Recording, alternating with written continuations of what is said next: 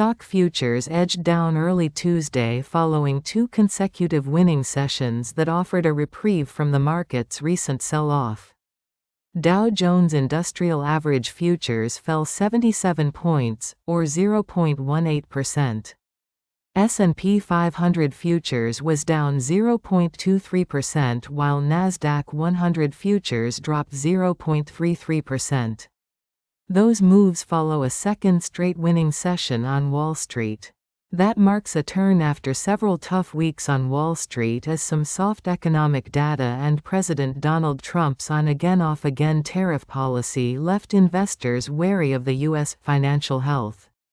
The S&P 500 officially entered correction territory last week, but the index has made up some notable ground in the recovery rally seen in Friday and Monday's sessions.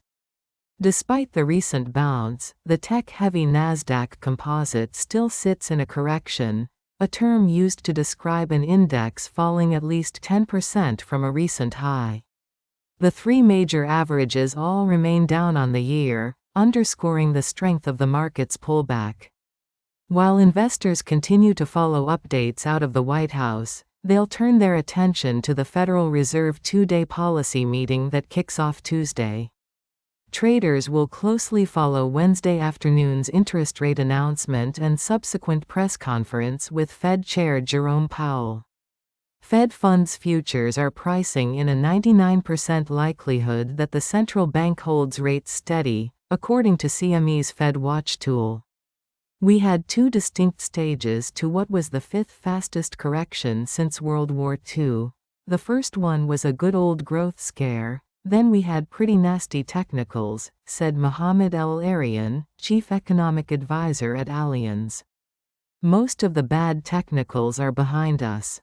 So the two questions going forward is, will the growth scare be contained?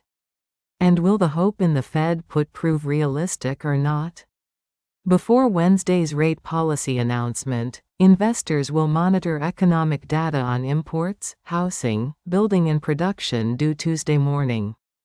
There are no major earnings reports expected on Tuesday.